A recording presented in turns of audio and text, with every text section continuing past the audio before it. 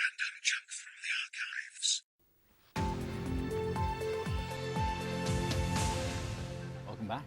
So, we're going to find out the truth now about John Gordon Sinclair. He's moved from acting to writing, and that cake that Jane Asher baked for him. Yeah, but what he's written about couldn't be much more difficult from the funny and heartwarming role that made him so famous so long ago. His debut novel, 70 x 7, is a dark crime thriller set in Northern Ireland. Yeah, but he hasn't left the big screen behind completely. He is also starring in a big-budget zombie film with Brad Pitt. And that's not a film I thought Brad Pitt would ever make. Good morning. It's not a film I thought I'd ever make either, actually, to be honest. The day I went along for the audition, I phoned my agent when I came out and said, I think they've asked me to read for the wrong part, because the part I'm playing in it is a Navy SEAL officer. You're allowed to smile. All right. What's your surname as a Navy SEAL officer? He doesn't have a surname. He's called John, weirdly enough. Okay. But I phoned my agent. I said, they got me. I think I've just read for the wrong part, because they asked me to. This is why I've got the buzz cut, really. Even though I filmed it about a year ago, but I found it it's quite practical not having any. And you saved Brad Pitt's life at one point in the film. I do. Yeah. Have we just given it away? Yeah, I don't know if I'm allowed to. I don't know if I'm really allowed to talk about it. And the way I go on about it is as if the two of us, it's Brad Pitt and John Gordon Sinclair in, but it's really not. What's the film called, by the way? It's called World War Z, and it's supposed to be out at the end of this year, but I think they've got some problems with the end of the film, so they're going to do some reshoots at the end of the year, so it won't be out till next year. Okay. And but I'm in such a small section of it, you know. It'll be World War Z, of course, over here. Well, exactly, yes, it is. That's going to be awkward, isn't it? Yeah, World War Z, that's right. Are you a zombie? Is Brad a zombie?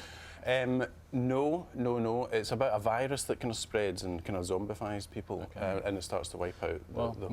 We know how that can feel. But let's talk about your book. That's enough about early mornings. Yeah, 70 x 7 is 490, but actually it's a quote from the Bible. It's a quote from the Bible about forgiveness. Someone asks St. Peter how many times, what's the limit to forgiveness? Is it 7 times? Is that the maximum times you can forgive someone and then there's no forgiveness left?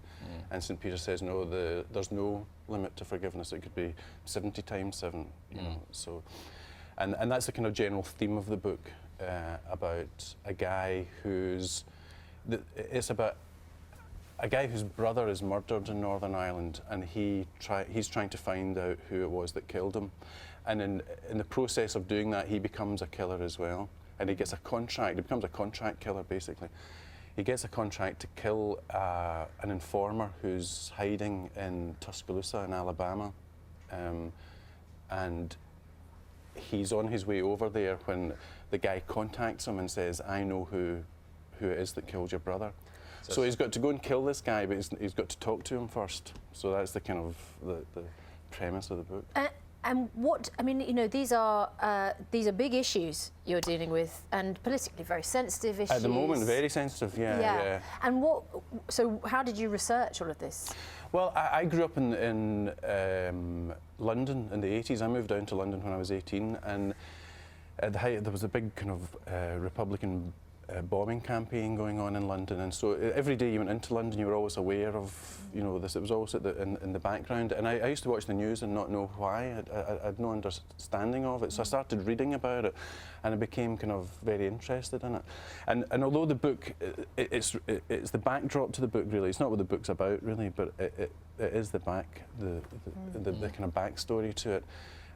So I did a lot of background reading. You know, there's loads and loads of books on the subject, so I became kind of fascinated by it, really. What made you suddenly decide to become a fiction writer?